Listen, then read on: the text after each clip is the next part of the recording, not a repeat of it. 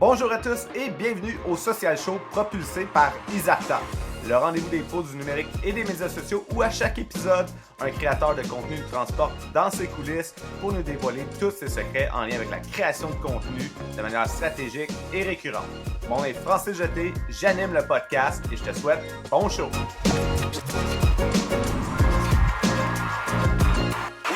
Donc, si tu as la difficulté présentement à trouver des manières originales de créer du contenu engageant, je pense qu'aujourd'hui, on a une personne qui va être là pour t'aider là-dedans. On a la chance de jaser avec Marie-Josée, la Canopy, une experte en gamification qui rajoute là un niveau d'expérience vraiment différent à ton offre de service, mais aussi aujourd'hui, on va parler de la notion de création de contenu.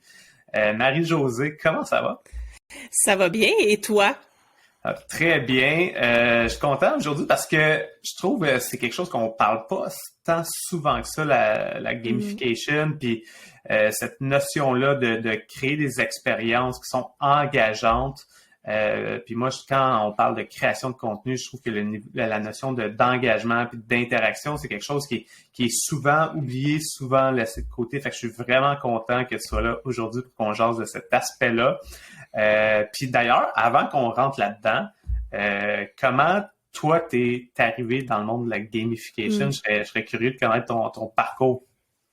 En fait, à la base, moi, je suis facilitatrice d'intelligence collective, donc facilitatrice de groupe pour tout ce qui est des processus d'intelligence collective. Puis, la gamification, ça peut être un processus d'intelligence collective, donc ça peut être des ateliers qu'on anime avec des groupes pour les aider à résoudre des problèmes grâce à la gamification. Donc, j'ai connu la gamification dans ce contexte-là. Après ça, j'ai commencé à faire un doctorat en informatique cognitive où est-ce qu'on parlait des systèmes d'apprentissage autonomes. Et là-dedans, il ajoute beaucoup de gamification. Puis là, il y avait les serious games aussi, donc les jeux sérieux, qui est comme une autre branche là, de la gamification que moi, j'aborde moins. Mais j'ai étudié ça là-dedans aussi, puis ça m'a toujours un peu intéressée, mais j'avais jamais vraiment travaillé avec ça ou quoi que ce soit. Puis, quand est venu le temps de créer mon offre, ce que je voulais faire, c'était de montrer aux entrepreneurs comment créer des expériences d'apprentissage plutôt que des formations en ligne. Et là, est revenue la gamification dans ma conscience. Puis là, je me suis dit, mais il faut absolument que j'utilise ça parce que c'est, selon moi, la clé pour créer des expériences plus engageantes et faire en sorte que les gens passent à l'action. Parce que c'est ça l'objectif. En fait, c'est de motiver les personnes à prendre des actions plutôt que de juste binge-watcher ta formation puis de rien faire avec après. Là. Ouais, parce que pour les gens qui connaissent peut-être pas vraiment la gamification ou qui ont peut-être une vision erronée de ce que c'est vraiment, tu peux-tu peut-être nous expliquer un peu les fondamentaux de cet aspect-là de la... Oui, en fait, la gamification, c'est de transposer des mécanismes des jeux, mais dans des situations qui sont pas nécessairement des jeux, pour augmenter le niveau d'engagement, soit émotionnel ou le niveau de participation de nos participants ou de nos utilisateurs. Donc, c'est de la conception qui est centrée sur l'utilisateur. Donc, on va toujours partir des besoins, des motivations des utilisateurs pour créer une expérience autour de ça, puis aller activer des leviers d'engagement précis avec des mécanismes, mais qui sont tirés souvent de ce qu'on connaît dans les jeux, là. Parce que l'industrie des jeux vidéo, c'est eux qui ont découvert, qui ont trouvé la recette là, pour maintenir les gens engagés puis motivés à poursuivre les aventures, là, par exemple. Donc, on réutilise ça, mais on le met dans des situations qui sont pas nécessairement des jeux. Donc, ça veut pas dire qu'on fait de la gamification, qu'on crée des jeux. Ça, c'est très différent, là. Ouais, puis je pense qu'il y a une notion que des fois, on pense que la gamification, c'est juste d'ajouter un badge après avoir accompli quelque chose. Là, c'est pas juste ça. C'est pas juste ça, non. Tu sais, c'est une des choses qu'on peut faire, mais encore là, tu sais, moi, c'est rare que je le fais dans mes expériences avec mes clients. C'est rare qu'on le fait parce que c'est souvent pas ça qui est significatif pour les utilisateurs, en fait. Ouais, exact. T'as-tu des exemples concrets là, d'éléments qu'on pourrait intégrer comme gamification dans une offre de service ou justement dans une offre de formation qui permettrait aux gens de mieux comprendre exactement le... Ben oui, en fait, tu sais, il y a des trucs très basiques qui sont de la gamification puis qu'on le sait pas puis que vous utilisez à tous les jours mais que vous savez pas que c'est de la gamification. Tu sais, par exemple, une liste à cocher. C'est de la gamification dans un certain sens parce qu'on a l'impression d'avoir accompli quelque chose quand on vient cocher la case. C'est très simple. Sauf que dans une formation en ligne, par exemple, ce qu'on pourrait faire, c'est pour inciter les personnes à sortir de leur zone de confort, on leur fait faire un challenge en collaboration avec d'autres qui iraient chercher des nouvelles idées grâce à leurs échanges avec les autres, puis qui ferait qu'ils passeraient plus à l'action que s'ils le faisaient seuls, par exemple. Donc, ça pourrait être une chose qu'on met, un mécanisme qu'on met dans une formation en ligne. Et tout comme ça peut être un diplôme ou un certificat, mais si le certificat veut dire quelque chose, signifie quelque chose pour la personne, ben parfait, on le met. Mais si c'est un certificat qui est juste un certificat pour dire que j'ai fini une formation, non. Mais par exemple, si j'ai suivi une formation qui est certifiante, là, dans le sens où ça me donne de la crédibilité en tant que professionnel parce que j'ai suivi cette formation-là, ben on pourrait donner des badges et des certificats à ce moment-là. Là, ce serait approprié de le faire. Mais si c'est juste une badge avec un dessin de ton logo qui m'apportera rien en réalité, ben ça, c'est là que ça s'arrête dans le fond. Mais tu sais, de la gamification, là, vous en vivez à tous les jours, mais on s'en rend pas compte. C'est juste dans LinkedIn, en fait, la barre de progression qu'ils mettent dans LinkedIn quand tu crées ton profil, c'est de la gamification. C'est pas là par hasard, hein, c'est pas là juste pour faire beau, là. C'est parce que LinkedIn ont vu que quand les gens complètent leur profil, ils ont plus de visites, ça fait plus de trafic, il y a plus d'engagement sur la plateforme. Donc, ils veulent t'inciter à progresser dans la plateforme pour t'assurer de générer du trafic. Et l'autre impact que ça a, un petit module comme ça aussi, ça te permet de conceptualiser, de voir dans le fond ta progression et de voir que, mais dans le fond, il me reste telle étape à faire. Donc, en termes de plan d'action ou quoi que ce soit. C'est un peu justement comme une liste que tu sais où est-ce que tu es rendu puis qu'est-ce qui te reste à faire. Donc, ça vient favoriser, je pense, aussi un aspect de productivité ou d'efficacité, si on veut. Exactement. Donc, n'importe quelle forme de feedback que tes participants reçoivent pour qu'ils leur démontrent leur progression, fait que ce soit dans une formation, par exemple, là, tu as développé telle compétence. Tu sais, un examen, là, tu sais, on prend un cours normal, là. Tu passes un examen, ça vient de dire « OK, fine, j'ai eu une bonne note », ça veut dire que j'ai acquis cette compétence-là, ou j'ai développé cette compétence-là. Mais c'est la même chose là, dans LinkedIn, OK, je pense qu'ils ont même des niveaux maintenant, là, où est-ce que t'es un super utilisateur, là, je sais plus, là. Mais c'est ça te donne un statut dans la plateforme parce que tu as accompli certaines actions. Exact. Donc ça, c'est de la gamification. Si tu prends le temps d'écouter le podcast, c'est la preuve que tu aimes ça apprendre et que tu peux améliorer ta création de contenu et tes résultats. Mais si je te disais que tu peux aller encore plus en profondeur sur l'optimisation de ton contenu sur certaines plateformes, serais-tu curieux de savoir comment? C'est simple, tu as juste à te rendre sur le site d'Izarta pour consulter les sujets de formation que je donne en lien avec les médias sociaux. TikTok, la publicité Facebook, Instagram, LinkedIn, peu importe la plateforme sur laquelle tu aimerais ça en apprendre davantage, j'ai sûrement une formation sur le sujet. Tu aimerais développer ton propre podcast, j'ai aussi une formation là-dessus. Puis ça, c'est juste mes formations à moi. Il y a une foule d'autres formations données par des experts d'autres domaines, que ce soit en lien avec le marketing numérique ou plein d'autres sujets fascinants qui vont t'aider à propulser ta carrière. Visite formation.izarta.com pour consulter le calendrier des formations et t'assurer de réserver ta place. Merci à Izarta de commanditer le podcast Le Social Show. Je sais pas si c'est comme moi, mais perso, ce qui m'allume le plus en marketing numérique, c'est vraiment l'aspect stratégique et créatif, pas l'aspect technique. C'est vraiment ça qui m'a allumé la première fois que j'ai entendu parler du CMS québécois RubberDuck. Fini les mises à jour et les bugs de plugins. Fini de chercher des développeurs web pour mettre à jour ton site chaque fois que tu veux faire des modifs. Fini de te perdre dans le code pour intégrer tes pixels et tes outils de tracking statistiques. Si tu travailles avec des entreprises de services ou des clients qui ont besoin d'un site vitrine qui se montre comme un jeu d'enfant, RubberDuck, c'est la solution parfaite pour toi. Tu as besoin de créer un site bilingue? Pas de problème, tu peux facilement modifier les pages franco et anglo en même temps. En plus de ça, c'est eux qui s'occupent du support si tes clients ont des bugs techniques. Qu'est-ce que tu veux de plus? Un chèque? Ben imagine-toi donc que RubberDuck offre en plus des ristournes aux professionnels du marketing et aux agences qui développent des sites web pour leurs clients. visite rubberduck.io/essai pour tester la plateforme gratuitement pendant 14 jours. Un gros merci à l'équipe de Rubberduck de commanditer le podcast. De retour avec notre invité.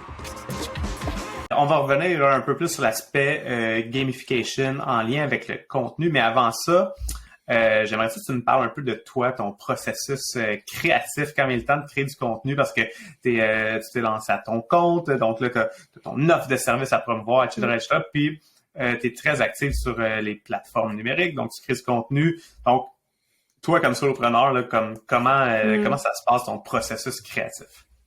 Ben écoute, ça a beaucoup évolué depuis le début, ça, je dois te dire, là, parce que quand j'ai commencé il y a 2 ans, je créais 7 jours de contenu dans Instagram. J'avais pas d'infolette dans ce temps-là, par contre, mais j'avais à tous les jours, j'avais un contenu dans Instagram. Puis des fois, je prenais ce contenu-là puis je le mettais dans LinkedIn. Je suis moins active dans LinkedIn. Pourquoi? Je ne sais pas. En fait, j'ai l'impression qu'Instagram, c'est un peu plus ludique, justement, comme plateforme que LinkedIn. Je le voyais comme trop corpo, mais là, en tout cas, je suis encore, j'essaye d'y aller dans LinkedIn, mais je suis pas là souvent. Mais Instagram, c'est ma plateforme de prédilection parce que j'aime beaucoup aussi les stories pour connecter avec mon audience et mettre les stickers, ça fait en sorte que les gens répondent. Puis j'ai un côté un peu plus humoristique aussi sur les médias sociaux, ce qui fait que les stories, ça me permet vraiment d'exprimer ça un peu plus, puis de connecter puis de faire rire mon audience. Puis ça marche. Fait que c'est pour ça que j'aime pas mal plus Instagram. Donc au début, je créais 7 jours de contenu, puis je faisais ça me prenait une journée complète par semaine à faire ça. Puis éventuellement, je me suis rendu compte que j'avais pas tant de résultats parce que j'avais l'impression que je poussais beaucoup de contenu en peu de temps, ce qui fait que les gens avaient pas le temps de voir ce que je faisais ou je sais pas trop en fait. Puis, tu sais, je suis pas une experte là, des algorithmes et tout ça là. Puis, pour dire vrai, je me fous un petit peu des algorithmes là, je vais avec ce que j'aime faire. Mais tout ça pour dire que finalement, j'ai décidé de réduire un peu.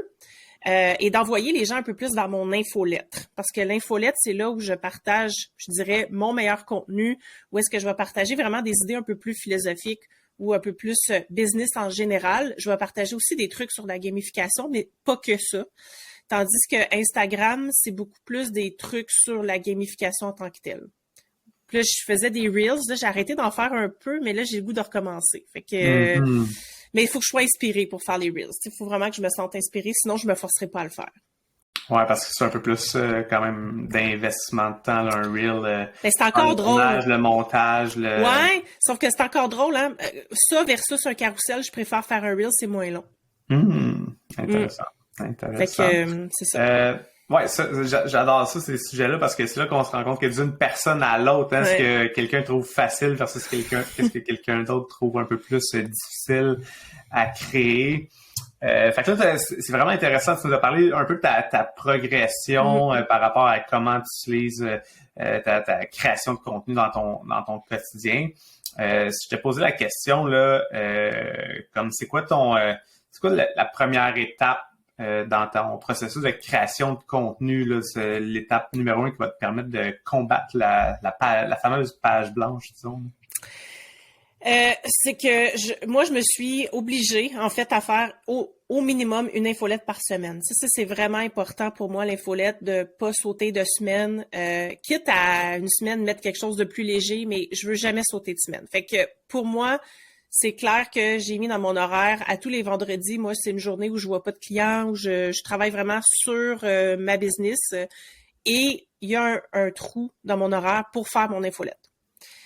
Et là, je vais réfléchir à ce qui s'est passé durant ma semaine, puis voir, tu sais, parce que je discute souvent avec d'autres entrepreneurs, puis souvent, on a vraiment des conversations super intéressantes. Fait que je vais voir là-dedans, est-ce que je suis capable d'aller chercher quelque chose, une leçon apprise ou une idée qui a émergé de ça. Fait que, tu sais, je vais vraiment me questionner sur ce qui s'est passé durant la semaine pour voir est-ce qu'il y a des choses que je peux retirer de ça pour écrire mon infolette. Puis souvent, l'inspiration vient assez facilement. Et là, je vais écrire mon infolette. Puis après ça, ce que je fais, c'est que je prends des bribes de ça, puis j'essaie de le twister autrement pour aller le mettre dans Instagram. Je me fais comme 2 ou 3 petits posts par semaine pour aller le mettre dans Instagram. Puis j'ai mon podcast aussi où je reçois des gens, je reçois des invités. Chacun de mes épisodes, je fais rarement des épisodes seuls parce que je trouve ça trop difficile de parler tout seul pendant une demi-heure. Là, je trouve que j'arrive pas. Hein? J'ai beau, je me dis, OK, je vais me faire tous ces points-là. J'en ai au moins pour 45 minutes. Finalement, ça dure 12 minutes. Fait que là, je trouve que c'est ça, j'ai moins de contenu tout seul. Fait que j'ai toujours des invités. Puis ça, c'est un post Instagram aussi pour le partager. Donc, ça vient que ma semaine est quand même bien remplie en partant de mon infolette, finalement. Donc, super intéressant ton processus. La première étape, là, je pense qu'il y a beaucoup de gens qui ont de la misère à faire, c'est justement de se donner le temps, hein, de se prendre un rendez-vous à l'agenda puis de se bloquer du temps pour le faire. Ça, je pense que c'est un élément clé que souvent, si on prend pas le temps de faire ça, c'est là que c'est un peu plus difficile. Fait que ça, c'est une chose que tu fais bien, je pense, là, de ce que tu nous dis. Puis après ça, ce qu'on remarque, c'est que tu as 2 piliers de contenu principaux à partir duquel tu vas aller faire des déclinaisons. Donc, ton infolette puis ton podcast. Puis là, de là, tu vas alimenter un peu plus ton contenu sur Instagram. C'est ça. Puis après ça, je complète avec les stories. Tu sais, ça, j'en fais 2 ou 3. Les journées où j'en fais le moins, là, c'est peut-être 2, 3. Puis il y a des journées où je vais en faire beaucoup plus. Là, ça dépend comment je suis occupée dans ma journée, là. Mais et c'est là que je vais faire où je vais parler de je vais rebondir sur les sujets de la journée ou bien je vais parler complètement d'autres choses, mais qui est en lien soit avec mes processus business, les backstage ou des sujets tu sais où je vais souvent en vendre aussi en story, c'est là que je vends le plus en fait. C'est là que puis dans mon infolettre évidemment là, mais sur Instagram, c'est dans les stories que je vends. Ouais. C'est super intéressant parce que un élément que la majorité des gens ne savent peut-être pas, là, c'est que les stories, c'est un contenu qui rejoint pas beaucoup de gens. Ce contenu-là, c'est le contenu qui rejoint le moins de monde probablement dans tous les formats de contenu qui existent, toutes plateformes confondues. Sauf que tes stories, c'est les gens qui sont là au quotidien avec toi, là, tu sais, qui sont curieux d'en apprendre à te connaître plus. Fait que c'est comme t'es super fan souvent des gens qui se retrouvent dans tes stories. Et donc, c'est pas tant surprenant de savoir que quand on fait un lancement en stories ou quand on fait la promotion de nos services, ben c'est là que ça convertit le plus en termes de quantité, là, de taux de conversion. Fait que ouais, effectivement que je suis pas trop surpris d'entendre cet aspect-là. Fait que les stories, qui est pas un excellent outil pour se faire découvrir, mais pour convertir. Ça fonctionne bien. C'est souvent les mêmes personnes qui vont regarder les stories, qui vont liker, qui vont interagir avec les stickers. C'est pas mal tout le temps les mêmes personnes. Et là, j'ai commencé aussi à faire des fois, comme un vendredi par mois, je fais, ça c'est vraiment juste humoristique, mais ça connecte vraiment bien. J'ai commencé à faire les vendredis questions-réponses. Fait que c'est dit, là. Faut que ça reste léger et humoristique. Alors, lance-moi ta question, ton problème. C'est quoi ton problème du jour? Puis moi, je vais te donner une réponse. Je vais te dire comment régler ton problème. Mais c'est des niaiseries, là. Sauf que les gens, ils trouvent ça drôle parce que j'essaie toujours de trouver quelque chose de farfelu comme solution. Des fois, c'est même pas possible. Sauf que ça fait en sorte que les gens y interagissent beaucoup. Puis même des fois, il y en a qui me le demandent, là, c'est quand le prochain vendredi, question-réponse, ouais, problème-solution. En fait, c'est plus problème-solution. Un problème-solution, mais que tu amènes avec une petite touche. Fait, comme tu as dit, tu aimes ça être un peu plus... une des raisons pourquoi tu aimes Instagram, c'est parce que tu aimes ça être un peu plus funny dessus. Oui. Puis cet aspect-là funny, tu le ramènes dans ce format de contenu-là aussi, qui est un genre de Ask Me Anything, mais que toi, tu réponds avec des réponses un peu plus créatives. Oui, c'est ça. Fait que puis des fois, là, ça donne des affaires vraiment très, très drôles. Là. Tu sais, c'est comme... Ouais, c'est ça. Fait que... Puis il y a même des gens que je connais pas, que je pense qu'ils me suivent pas, parce que des fois, les stories, ils sortent, tu sais, chez des gens qui te suivent pas. Puis des fois, j'ai des gens qui me posent leurs problèmes, puis qu'ils me suivent pas, puis je les ai jamais eus dans mon univers, puis je leur réponds. Je repartage la réponse en story. Puis c'est ça. Fait que j'ai eu des conversations avec des gens que je connaissais pas, puis qui se sont abonnés suite à ces vendredis problèmes-solutions là. Et là, tu sais, déjà, on a un bel exemple d'une manière créative, disons, d'utiliser un format de contenu qui est un peu différent. Tu sais. Fait que souvent, ce stickers-là dans les stories qu'on est capable d'utiliser, qui s'appelle le stickers question, là, en fait, qui permet aux gens de t'envoyer une question en message privé. Ben, ça rentre pas dans les messages privés, là, mais ça rentre dans les stories. Puis toi, tu peux repartir de ça pour créer du contenu. Fait que ça, souvent, c'est quelque chose que moi, je recommande aussi beaucoup pour les gens qui n'ont pas de savent peut-être pas quoi créer comme contenu, ça peut être une belle première place où aller d'essayer de s'engager puis de dire comme posez-moi vos questions sur n'importe quoi ce que je fais ou sur une thématique ou quoi que ce soit, puis tu peux répondre aux gens comme ça. Fait que c'est intéressant. Mais là, toi, de l'amener un vendredi, fait que fin de la semaine, avec un aspect un peu plus ludique, ben là, tu donnes un peu plus de chance. Parce que je sais qu'il y a beaucoup de gens qui ont testé ce stickers-là puis qui n'ont pas nécessairement de résultats ou qui n'ont pas assez de réponses. Fait que je pense que là, toi, en rajoutant le petit aspect ludique, le petit aspect différent, ben là, je pense que les gens voient tes réponses, puis là, sont comme curieux. Tu as trouvé une manière intéressante de le faire. Puis il y en a même qui essayent de trouver un problème vraiment banal. Genre, il y en avait une fois, c'est à chaque fois que je fais cuire des pâtes, j'en fais trop. Qu'est-ce que je dois faire? C'est des trucs banals comme ça, là, mais qui fait que et après ça, ben les autres, ça leur fait penser à d'autres questions. Puis là, ben les gens, ils voient les questions des autres, ils se disent hey, moi aussi je veux en poser une. Puis là, ben ça construit comme ça là, toute la journée. Puis là, dans le fond, tu sais, fait que là, toi, tu sembles comme prendre plaisir à faire cette création de contenu-là qui est un peu plus légère, mais comment tu fais pour t'assurer que tu restes aligné quand même à tes objectifs d'affaires et à ton positionnement? Ouais. En fait, tu sais, au début, là, je me faisais vraiment un calendrier éditorial avec des objectifs, tout ça. Puis pour moi, en fait, je voyais pas tant de résultats. Je voyais pas tant de résultats qui sautaient aux yeux, là, tu sais, Fait que là, après ça, je me suis dit, là, à un moment donné, je me suis tannée, puis j'ai juste comme lâché là-dessus. Puis j'ai dit, je vais y aller comme je veux, comme je le sens.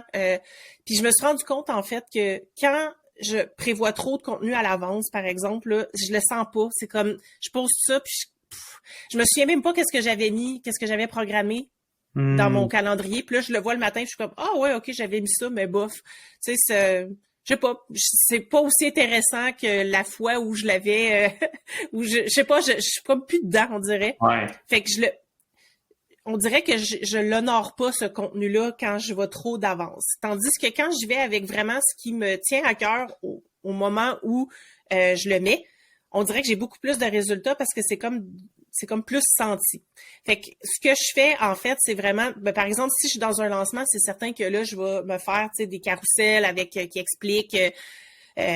Puis moi, au stade où j'en suis, là, j'ai beaucoup d'éducation à faire. C'est vraiment ça. Alors, c'est beaucoup des posts éducation que je fais, des trucs d'information, des statistiques, d'essayer de montrer aux gens que la gamification, ben voici ce que c'est, puis voici ce que ça peut t'apporter. Tandis que peut-être un coach Instagram, ben oui, il a à le faire, mais peut-être un peu moins parce que les gens, ils savent déjà plus ce que ça fait. Mais, tu sais, c'est ça. Fait que moi, je suis à ce stade-ci, donc c'est beaucoup de l'éducation que je vais faire. Fait que souvent, sur Instagram, c'est ce que je fais. Puis dans mon infolette, ben là, je parle vraiment juste de ce qui me vient en ce moment-là. Okay. Fait que je suis peut-être pas la plus alignée. Je le sais pas, mais je sais que j'ai quand même un bon contact parce que dans mon infolette, les gens me réécrivent. J'ai au moins 2, 3, 4 réponses par semaine de gens qui me répondent, me disent « Hey, merci pour le contenu, j'ai vraiment aimé, j'ai vraiment aimé le sujet de la semaine. » Puis ils répondent, je mets une question à la fin, puis ils répondent à la question. Fait que je me dis, bon, tu sais, je dois aller chercher quand même des gens. Est-ce que c'est optimal? J'en ai aucune idée, mais peut-être que je pourrais faire mieux, mais pour l'instant, c'est comme ça là, que j'y vais. C'est beaucoup dans l'éducation, ouais. Ouais, puis le contenu éducatif, ben là, on se rapproche d'un contenu de formation, donc j'imagine que tu trouves des moyens là-dedans pour rendre ça un peu plus engageant, trouver des manières pour toi de gamifier l'expérience dans ton contenu d'éducation. As-tu des exemples concrets de trucs que tu fais justement pour... Ouais. Là, tu disais que tu fais un peu du contenu un peu plus carrousel dans ces moments-là parce que ça nous permet de créer un contenu déjà qui est interactif, le format de carrousel. Fait que on peut se balader dedans, puis ça permet aussi d'aller quand même un peu plus en profondeur que si c'était juste une photo, puis il y a un aspect aussi, justement, on voit où est-ce qu'on est rendu dans le contenu. Donc, il y a déjà un aspect gamification au format de contenu carousel. Mais sinon, qu'est-ce que tu fais d'autre de créatif pour amener les gens à interagir puis à s'engager à ton contenu? Tu vois, comme l'autre fois, j'ai voulu regarder si j'ai voulu en fait que les gens comprennent c'était qui ma cliente idéale. Mm-hmm. Fait que là, j'ai fait un genre de quiz entre guillemets. Ben en fait, c'est plus un arbre de décision là, en forme de carrousel, tu sais, qui déborde là, d'un carrousel à l'autre. Fait qu'à chaque fois qu'on changeait l'image, on arrivait sur une autre partie de l'arbre de décision. Puis là, ça disait, mettons, est-ce que t'es solopreneuse? Oui. OK, parfait. Donc voilà. Nanana. Puis ça amenait jusqu'à la fin. Puis à la fin, je disais, OK, est-ce que tu te reconnais là-dedans? Oui. Swipe à l'autre côté, puis viens mettre ton visage, là, puis j'ai mis une espèce de truc de Polaroid, là, photo Polaroid. Puis là, dans la légende, je leur disais, mais tu sais, présente-toi, dis-moi ce que tu fais, etc. Puis là, j'ai eu quand même beaucoup d'engagement. Les gens ont bien répondu. Fait que ça, c'est une chose. Fait que les gens, tu sais, tu vois qu'ils veulent continuer jusqu'à la fin parce qu'ils font le quiz là jusqu'à la fin. Exact. Il y a un autre truc que j'ai fait aussi qui était un quiz, encore une fois, mais sous une autre forme, sur la gamification en tant que telle, où est-ce que c'était des vidéos. C'était un carrousel, mais avec des vidéos puis des sons. Puis là, il fallait qu'ils choisissent une image dans la première slide. Puis là, je leur disais, OK, mettons que c'est l'image 3, votant à la slide 3. Puis là, ils allaient à la slide 3, puis il y avait une vidéo qui expliquait quelque chose sur la gamification. Puis après ça, ça amenait à une petite musique. Puis là, je leur disais, OK, la musique, pourquoi j'ai choisi ce son-là en particulier? À quoi ça réfère selon toi? Puis là, les gens, ils répondaient dans les commentaires. Mm-hmm. Fait qu'il y avait comme ces trois vidéos, mais que tu swipes une après l'autre, là. Tu sais, t'es pas obligé de les écouter les trois, en fait. Ouais. Dépendamment. Ben, souvent, les gens, je pense qu'ils écoutent les trois quand même, là, mais bon. Parce que les gens sont curieux, fait que là, c'est super intéressant. Ben oui, c'est ça. Taux d'engagement, parce que les gens, non seulement ils swipent à travers tout ton carrousel, mais en plus de ça, ils passent beaucoup de temps sur ta publication. Et en plus de ça, ça génère des commentaires, tous des éléments que l'algorithme regarde. Là. Donc, est-ce qu'on a le swipé jusqu'au bout? Est-ce qu'il y a des commentaires? Puis le temps passé, c'est vraiment 3 facteurs qui peuvent avoir un impact sur la visibilité de la publication. Fait que ça, c'est super intéressant. Puis, dans le fond, fait que toi, comme quand tu t'assois pour penser à un contenu de même qui est plus engageant, plus game, tu sais, parce que là, créer un contenu éducationnel, à la limite, c'est facile parce que on livre le contenu, on essaie c'est sûr que pour des gens, c'est un peu plus difficile là, de dire comme comment je le rends intéressant ou quoi que ce soit. Mais là, toi, tu amènes ça une coche au-dessus en le rendant comme en mode interactif, là, vraiment, là, beaucoup, là. Fait comme, quand tu t'assois, comme, c'est quoi ton processus pour créer ce contenu-là qui est vraiment plus interactif, mettons?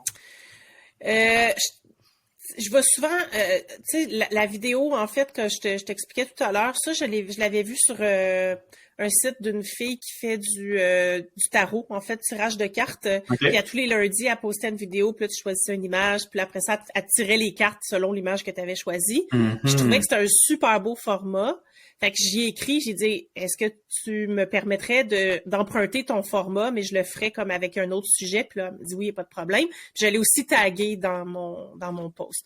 Fait que ça, tu sais, je me suis inspirée de quelqu'un. Après ça, l'autre, ben écoute, je sais même pas, c'est arrivé comme ça, en fait. Tu sais, c'est des idées qui arrivent comme ça.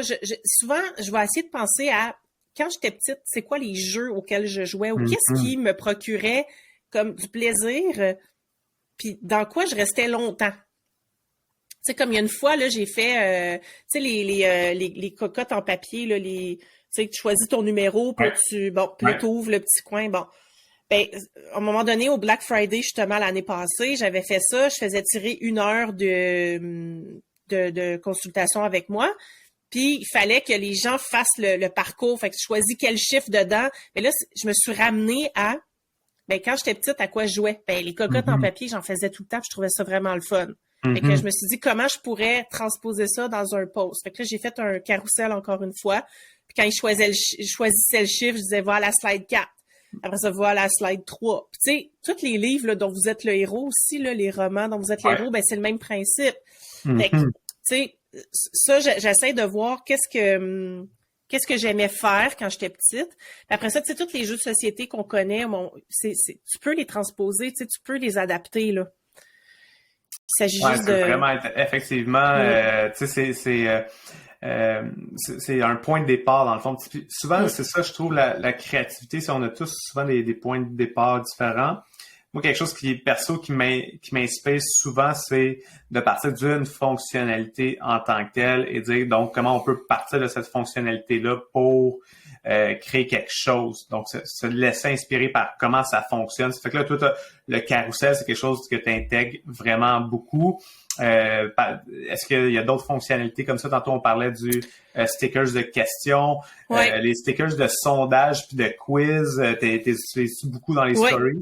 Oui, ça, je les utilise beaucoup, souvent pour aller sonder mon audience, à savoir, tu sais, qu'est-ce qu'ils aimeraient entendre dans...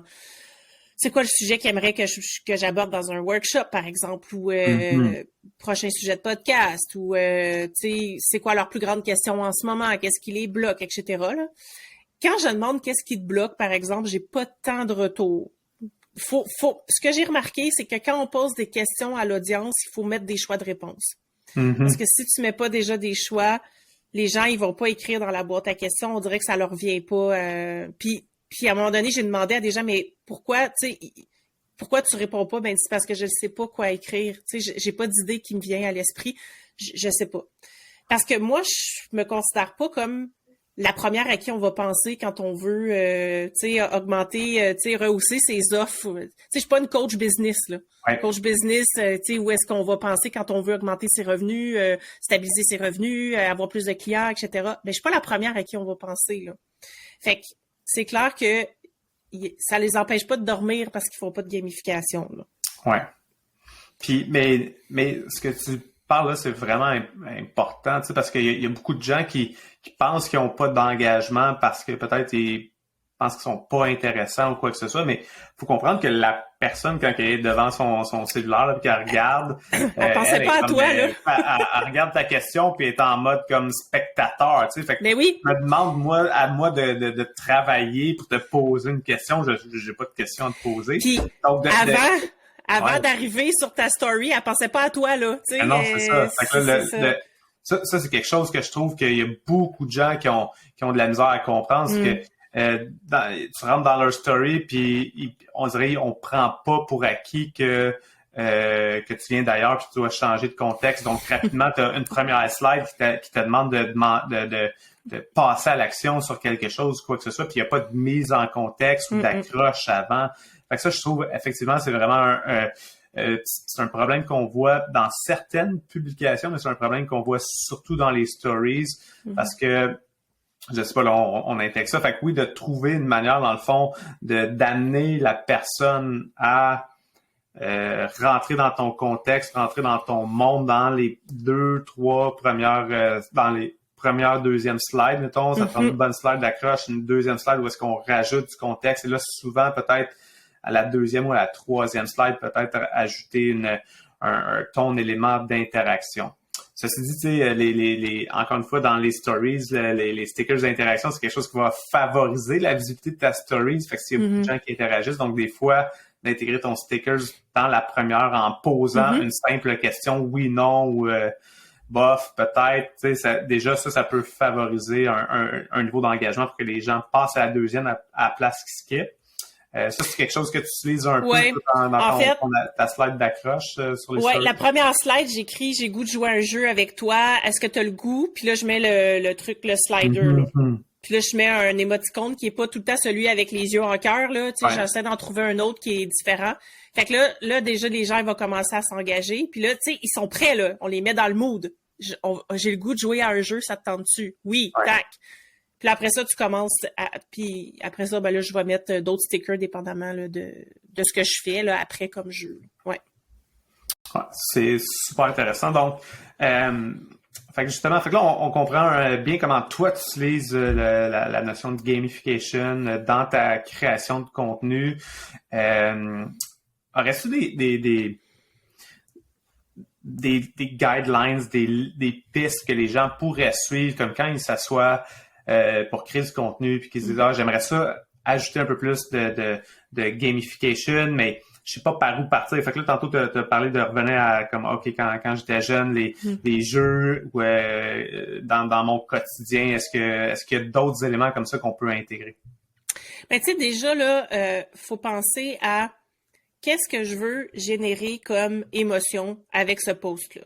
Tu sais, c'est toute part de là. Qu'est-ce que je veux créer comme effet avec ce post-là? Est-ce que je veux créer un effet de surprise? Est-ce que je veux créer un effet wow? Est-ce que je veux faire rire la personne? Est-ce que je veux la faire réfléchir? Est-ce que je veux lui apprendre quelque chose? Bon, fait que c'est déjà de commencer à penser à ça. Puis après ça, est-ce que tu veux que ça soit plus sous forme de jeu ou non? Parce que, tu sais, la gamification, comme je disais, c'est pas obligé d'être un jeu. Moi, je suis moins axée jeu en gamification, sauf dans mon contenu, j'en fais beaucoup, mais je suis pas tant... tu sais, dans mon offre, là, je t'apprendrai pas à créer un jeu. Là. Ouais. À moins que tu le veuilles, tu peux. Mais moi, je vais pas tant orienter là-dessus parce que je suis pas tant orientée là-dessus, sauf que je trouve qu'en création de contenu, c'est qu'on voit tellement tout le temps la même affaire qu'à un moment donné, c'est le fun de changer un peu tu sais, ce qu'on voit. Fait que ça, c'est déjà la première chose. Après ça, de te questionner qu'est-ce qui, selon toi, va motiver ton client ou ton audience, là, en fait, les gens de ton audience, à interagir avec ta publication. Est-ce que c'est en leur posant une question? Est-ce que c'est en leur demandant, je sais pas moi, de se présenter? Après ça peut être n'importe quoi. Tu sais, comme là, moi, je voulais en fait aller voir est-ce qu'il y a des gens qui se reconnaissent dans mes clients idéaux dans mon audience. Alors, j'ai créé ce post-là parce que je voulais juste aller voir s'il y en avait qui se reconnaissaient. Puis, j'en ai eu une, en fait, qui m'a vraiment dit « Oui, moi, je suis vraiment ta cliente idéale. » Puis, elle a dit « Ça fait un bout que je te suis, puis bientôt, on va travailler ensemble. » Mais tu vois, si j'avais pas fait ça, je l'aurais pas su. Je savais que cette fille-là me suivait, mais est-ce qu'elle est intéressée ou pas? J'en ai aucune espèce d'idée parce qu'elle répond jamais. Puis, j'ai même mis à la fin de mon... Puis ça, c'est ça. C'est que des fois aussi, je vais dire ce que je ne ferai pas, OK? Dans le sens où, voici ce que tu vas avoir chez moi, mais voici ce que tu n'auras pas aussi. Puis là, j'avais dit, tu peux écris-moi dans les, tu sais, présente-toi tout ça, puis fais-toi-en pas, je vais pas débarquer dans tes DM sans que tu m'invites. Ouais. Parce que moi, je suis pas comme ça. Tu sais, je vais pas aller dire, hey, c'est quoi ton objectif de 2023? Tu sais, je suis pas vraiment pas de même. J'haïs ça, moi, quand les gens viennent me voir pour me demander des questions, genre, on se connaît pas, là, tu sais. Ouais. Puis, fait que j'avais vraiment dit ça à la fin. Fait que ça a fait en sorte qu'elle me dit, ben, écoute, tu peux venir me voir dans les DM, là, ça va me faire plaisir de te parler. Fait que. Très intéressant. Ouais. Tu sais, alors, c'est vraiment d'être le plus transparente possible aussi. Fait que, tu sais, d'y aller un peu d'essayer de penser aussi l'inverse de ce que tu ferais normalement. Dans le sens où, tu sais, par exemple, viens me voir dans les DM. En fait, c'est comme l'exemple que je viens de te donner, c'est que j'irai pas te voir dans les DM, mais ça fait en sorte que les gens viennent te voir dans les DM. Ah ouais, hein? Fait que, je sais pas. C'est intéressant, ça. Fait que c'est essayer de voir qu'est-ce que tu veux faire avec ça, qu'est-ce qui va motiver tes personnes à... Est-ce que c'est plus le fait de connecter? Est-ce que c'est plus le fait de sentir que tu les reconnais, ces personnes-là? Est-ce que c'est parce qu'elles veulent développer des compétences? Est-ce que c'est... Peu importe. Puis d'aller voir quel mécanisme tu pourrais mettre en place pour créer de l'engagement, pour faire en sorte que les personnes viennent. Puis souvent, ben tu sais, c'est en nommant les choses autrement, en y allant en faisant l'effet inverse. J'ai fait un post où je me présente. Dernièrement, j'ai eu plusieurs nouvelles personnes. Puis là, c'est ça. Voici ce que tu vas trouver sur ce compte. Puis voici ce que tu trouveras pas. Puis là, je mettais des trucs un peu humoristiques aussi. Donc, ça fait en sorte que les gens, tu sais, ils rient dans les commentaires, ils disent « Ah, ça, c'est excellent, ce point-là, tout ça. » Donc, ça fait réagir quand même. Mais c'est pas obligé d'être humoristique là non plus. Si on n'est pas humoristique, on exact. Rester vrai à soi-même, là, authentique. Essaie d'être drôle quand t'es pas drôle. Des fois, ça marche pas. Ça risque que c'est une virale, mais pas pour les bonnes raisons. Mais est-ce que il y a toute la notion des quiz, des vrais ou faux pour amener les gens à être un peu plus en mode interaction. Est-ce que la notion de quiz pour essayer d'éduquer ou quoi que ce soit, c'est quelque chose que tu utilises beaucoup ou Je l'ai pas souvent fait. Je l'ai fait une fois en story, me semble. Ouais. J'avais fait une fois en story, puis encore une fois, j'avais mis des choix de réponses farfelus, là, avec les bonnes réponses aussi, là, mais ça, oui, ça, je l'avais fait. Mais je le fais pas tant en post Mhm. Instagram. Parce que je sais pas, j'ai pas pensé, en story, je trouve que ça se prête bien parce que les gens ils répondent, tu sais, ils répondent pour vrai. Puis Mhm. après ça, je partage les résultats des gens qui ont répondu. Puis là après ça, tu sais, encore une fois là, je dis ça c'était ou tu sais, mettons je fais un sondage, là, c'est un sondage super scientifique. Réponds à ces questions-là, puis après ça, je repartage, puis là, j'interprète les statistiques, mais tu sais, comme ça n'a pas de bon sens, là, je veux dire, Ouais, c'est pas la bonne interprétation. Mais je tire des conclusions de ces statistiques-là qui sont zéro valables, là. ouais. Donc, ça fait que les gens, ils les regardent. Hmm. Ouais, un format de vidéo que j'avais vraiment apprécié, c'était j'avais un client qui était dans le monde euh, de la vente de maisons. Mhm. Donc Agent immobilier. agent immobilier, merci, j'avais juste agent hypothécaire en tête, là, mais agent immobilier, merci. Puis dans le fond, lui, il faisait une visite de maison. Mhm. Puis il disait à son audience comme essaye de deviner la valeur de la maison dans Et les voilà. commentaires, tu sais. Fait que là, t'as comme c'est vraiment un exemple de contenu que je trouvais comme wow. Et C'est c'est vraiment hot, aligné ça. Mhm. avec le domaine d'affaires. Il fait Mhm. rayonner sa maison, mais il fait pas juste en mode euh, pushy, là, Mhm. salesy, vendeur. Il fait en mode interactif, fait que les gens sont curieux de regarder les Mhm. maisons des gens en partant. Et là, tu trouves une manière de me forcer de l'écouter jusqu'à la fin pour que je reste dans ta vidéo et que je réponde en bas dans les C'est une commentaires super bonne en idée. plus. Fait que ça, moi, ça c'est un exemple de contenu que Mhm. j'avais vu, que je trouvais comme vraiment wow, en mode interactif, en mode Mhm. que justement c'est un sondage, quoi que ce soit.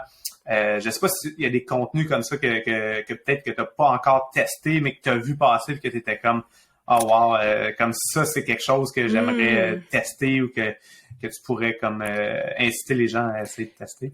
Ben non, en fait, ça me vient pas à l'idée comme ça. Peut-être que je vais devenir agent d'immeuble aussi, par exemple, pour faire ce même genre de contenu-là, parce que je Juste trouve pour ça faire ce super brillant. contenu-là. Non, mais en réalité, tu sais, je me dis comment transposer ça après dans chacun de nos secteurs. Tu sais, il y a peut-être Ouais. possibilité de le transposer. Tu sais, c'est une inspiration en fait pour créer quelque chose de différent.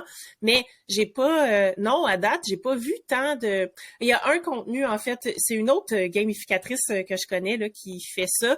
Elle a fait vraiment c'est plus des enquêtes qu'elle fait. Fait que OK. c'est dans ses stories, il y a, elle dit pas. Mais en fait, c'est qu'elle met des mots, puis elle souligne quelques lettres qui font un mot, mais elle dit pas qu'ils sont dans une enquête. Puis plus tu vas Mhm. évoluer, plus tu vas te rendre compte que tu es dans une enquête, puis là, c'est de trouver la bonne réponse, puis en tout cas, tu as un outil qui vient avec ça quand tu donnes la bonne réponse. Tu vois, elle fait ça. Mais moi, ça, je trouve ça complexe, en fait. Je sais pas, j'ai Ouais. comme... C'est très complexe. Puis elle est bonne pour le faire. Moi, c'est ça. Mais ça, c'est une idée de contenu qui est faisable, là.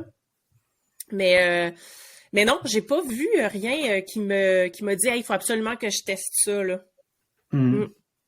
Un autre exemple de contenu moi, que j'avais vu, que j'avais trouvé comme vraiment intéressant, euh, c'est un contenu où est-ce qu'on était en mode quiz et justement pour essayer de les valider dans le fond, est-ce que les gens connaissent cette partie-là de notre business ou quoi que ce soit. Puis dans le Mm. fond, c'était vraiment le Club Med qui parlait du fait que ils ont des resorts dans les montagnes là, pour faire du ski. Tu sais, fait que souvent, le Club Med est plus associé à l'aspect Oui, au sud, là, ouais. soleil, le sud, puis toute l'équipe. Puis là, il posait des questions. Hey, savais-tu qu'on faisait ça? Puis Mm. là, après ça, il y avait des questions sur hey, combien de montagnes on a, puis ci, puis ça. Fait que c'était intéressant parce que c'était en mode interactif quiz, mais en même temps que tu apprenais à découvrir ce service-là qui est vraiment moins bien connu. Là. Fait que ça, c'est un Ouais. autre exemple que c'était dans un format stories, encore une fois, mais qui était quand même instructif, mais en mode un peu plus quiz, là, puis question. Fait que,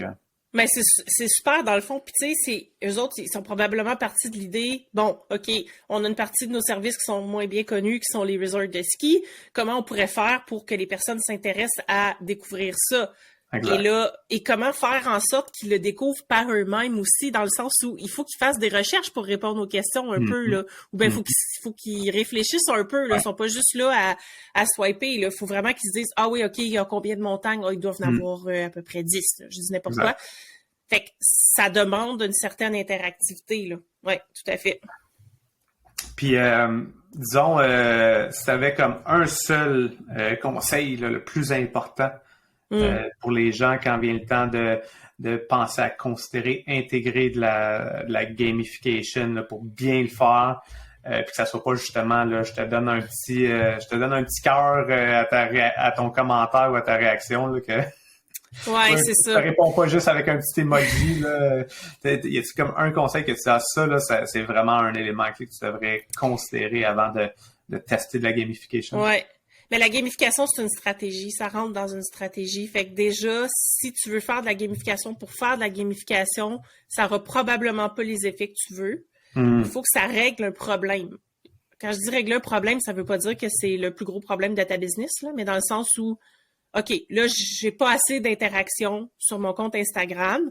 Comment je pourrais me servir de la gamification pour régler ça? Exactement. Tellement bien dit. Les gens ne finissent pas mes formations en ligne. Comment je pourrais utiliser la gamification pour faire en sorte qu'ils se rendent jusqu'au bout puis qu'ils mettent en pratique ce que je leur montre. Fait que c'est vraiment, c'est quoi le problème? Puis comment, c'est stratégique en fait. C'est pas juste, tu sais, la gamification, c'est pas un bloc Lego que tu mets parce que c'est beau puis que si t'enlèves, ça change rien. Tu sais, il faut vraiment que ça règle un vrai problème puis il faut que ça soit pensé de manière stratégique. Tout à fait. Tu sais, puis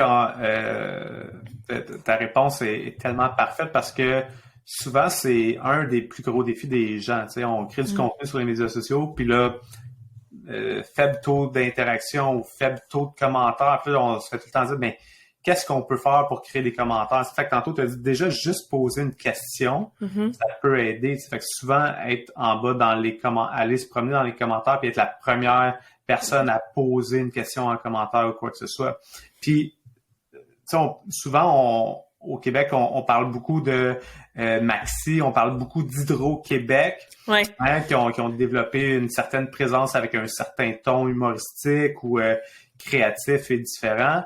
Ben, c'est un aspect de gamification, dans le fond, qu'ils ont intégré à leur gestion de communauté. Donc, c'est un peu comme un roulement de dés. Quand on va commenter sur ces comptes-là, on se pose la question, est-ce que je vais avoir la chance d'avoir une réponse créative ou pas? Hein? Fait que c'est un aspect de gamification qu'ils ont réussi à créer. Et c'est comment? C'est vraiment juste en se posant cette question-là, comment on peut faire pour générer plus de commentaires, parce qu'on sait que les commentaires sont importants dans les algorithmes pour maximiser la performance d'un contenu. Donc, eux autres, ils ont trouvé une manière qui était alignée avec leur marque, évidemment, avec le ton et tout le kit. Mais à force de répondre aux gens, ben, ça fait qu'il y a d'autres gens qui répondent pour avoir la réponse. Pour interagir avec la marque, là, tu sais. Ah non, mais là, tu me donnes une idée. J'avais même pas pensé faire ça. Moi, je vais juste lire les commentaires dans Hydro-Québec. Je trouve ça drôle, mais j'ai jamais même pensé écrire quelque chose pour espérer avoir une réponse. Mais bon, tu vois, j'avais pas embarqué dans leur jeu. Je pense que j'avais pas compris. Fait que ça, mais pour revenir c'est vraiment parfait ta réponse.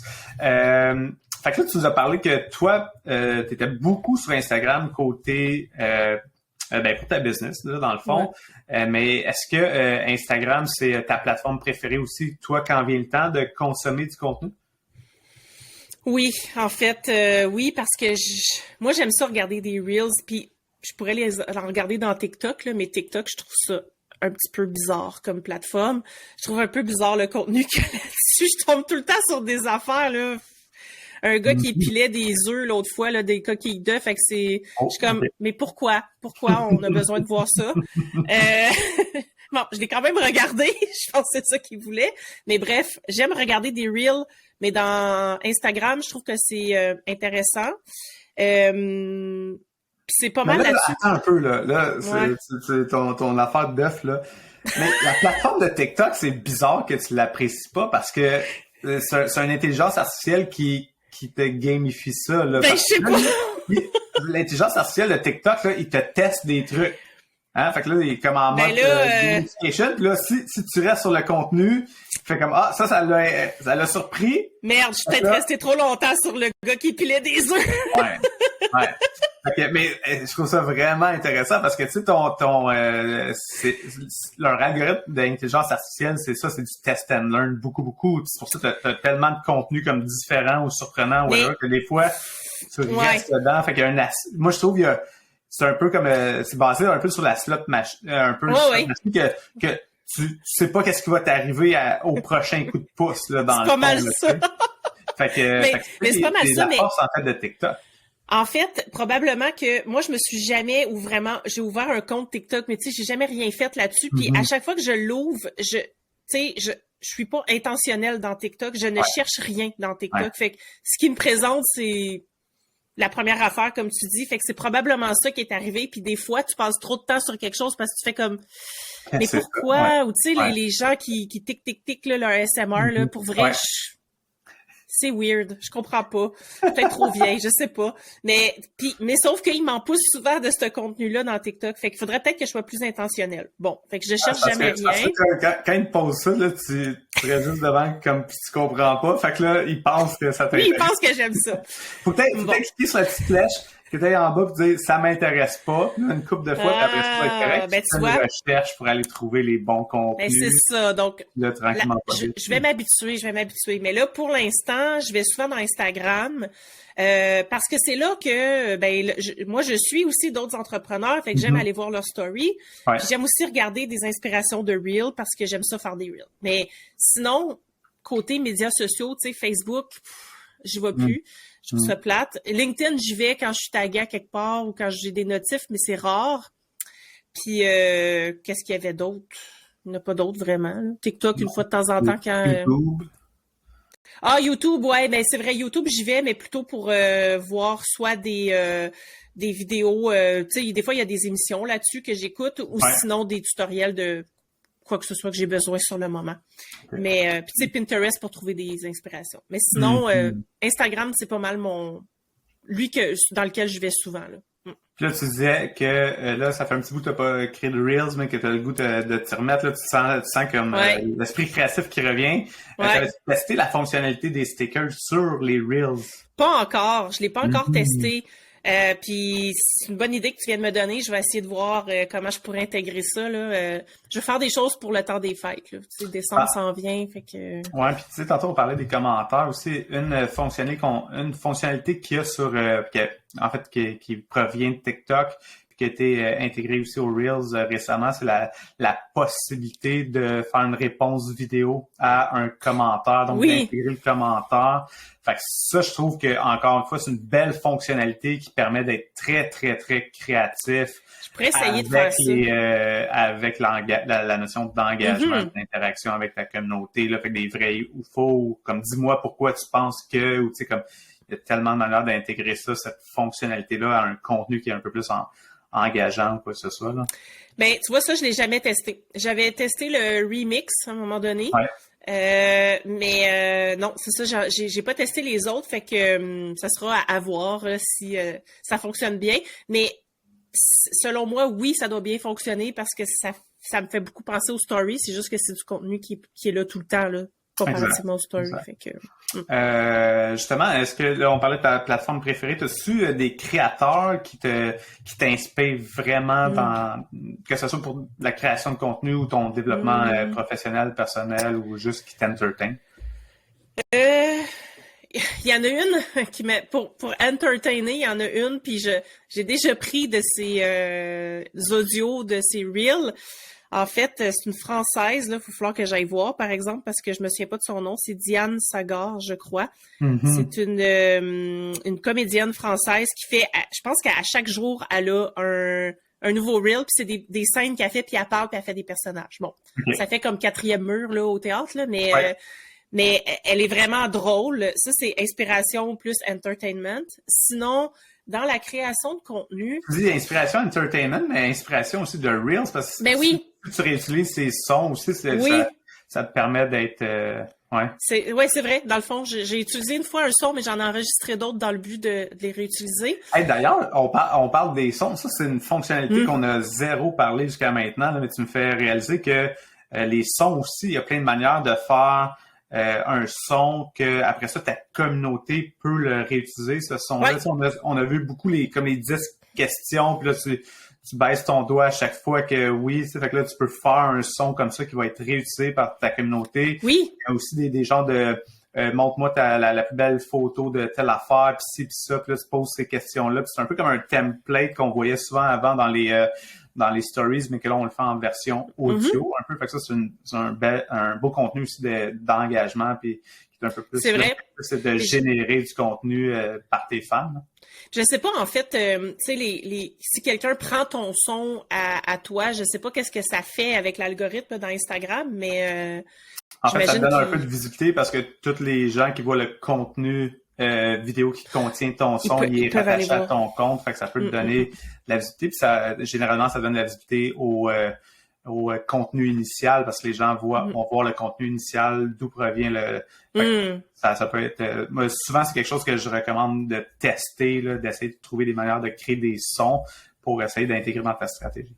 Mais tu vois, ça, j'y avais pas pensé. Fait que, tu sais, c'est peut-être quelque chose à explorer parce que même dans la création des sons, tu sais... tu peux décider de faire quelque chose, une trame, même en parlant, là, puis qu'après ça, les gens la reprennent pour faire le lip-sync par-dessus. Ça peut faire quelque chose de cool, là, tu sais. Mais bon. Je suis content qu'on ait abordé ce sujet-là parce que c'est une fonctionnalité que moi, je trouve qui est tellement sous-utilisée, sous-estimée de créer un son. Puis souvent, c'est parce qu'on pense à des sons qui sont drôles, mais souvent, ils ont juste besoin d'être... je connais pas que les gens se reconnaissent dedans, que ce soit relatable. Fait que des pistes audio qui sont relatable, là, tout le monde les réutilise en mettant leur point de vue ou leur situation dans leur vie. Ça, c'est un contenu qui est hautement engageant puis qui fonctionne super bien. Puis ça va chercher beaucoup de créativité chez les gens aussi qui vont réutiliser. À explorer. Dans ton quotidien, c'est quoi l'outil numéro 1 dont tu ne pourrais pas te passer dans ta création de contenu? Notion. Notion, hein? Ouais. C'est pas mal là que je note toutes mes idées. C'est là que je classe, c'est là que je recycle quand j'ai besoin de recycler. C'est là que tout est conservé dans le fond, fait que je garde des traces de tout. Fait que c'est pas mal ça. Tout part de là, en fait, j'écris tout là-dedans, puis après ça, je transfère dans mes plateformes. Yes! Notion. Puis, si les gens veulent te suivre, te contacter, j'imagine, tu les invites à slider dans tes DM? Ou, Ben, s'ils veulent venir dans mes DM, moi, ça me fait toujours plaisir. Si moi, je suis invitée ou que la personne vient me voir, je vais y aller avec plaisir. Ben, Instagram, c'est là que je suis le plus souvent. Sinon, il y a mon infolettre qui est où est-ce que je partage, je dirais, mes meilleurs contenus. Puis sinon, ben, il y a LinkedIn aussi. Je suis quand même là. Je veux dire, si quelqu'un me contacte dans LinkedIn, je vais répondre.